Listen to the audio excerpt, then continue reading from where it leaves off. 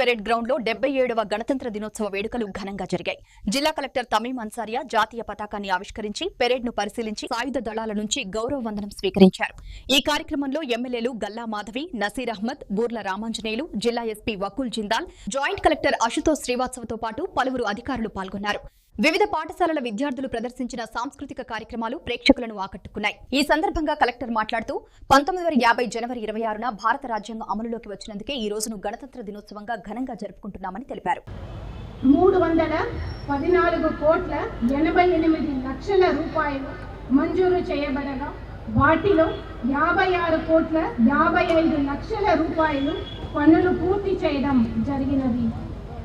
గుంటూరు నగరపాలిక సంస్థ ద్వారా మంచినీటి సరఫరా మెరుగుపరిచేందుకు బీఆర్ స్టేడియం వద్ద 460 కోట్లతో 1590 కిలోలీటర్ సామర్థ్యంతో, ఉద్యోగ నగర్ వద్ద 450 కోట్లతో 1590 కిలోలీటర్ సామర్థ్యంతో మరియు ఏటి అగ్రహారం వద్ద 450 కోట్ల 1600 కిలోలీటర్ సామర్థ్యం గల ఈఎల్ఎస్ఆర్ల నిర్మాణం టెండర్ ప్రక్రియ పూర్తి చేసి పనులు ప్రారంభానికి సిద్ధంగా ఉన్నవి. 26 గ్రామాల్లో రీసర్వే పూర్తి చేయడం జరిగినది.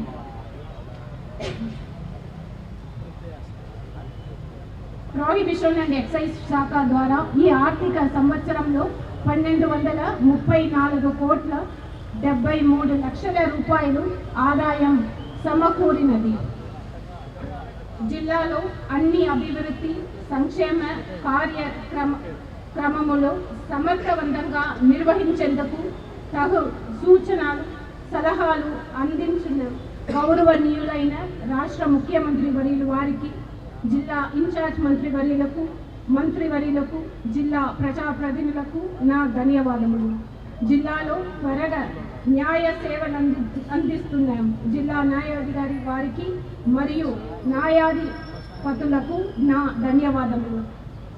జిల్లాలో శాంతి భద్రతలను కాపాడుతున్న జిల్లా police superintendent Shri Vakul Jindal IPS మరియు వారి సిబ్బందికి నా ప్రత్యేక అభినందనలు.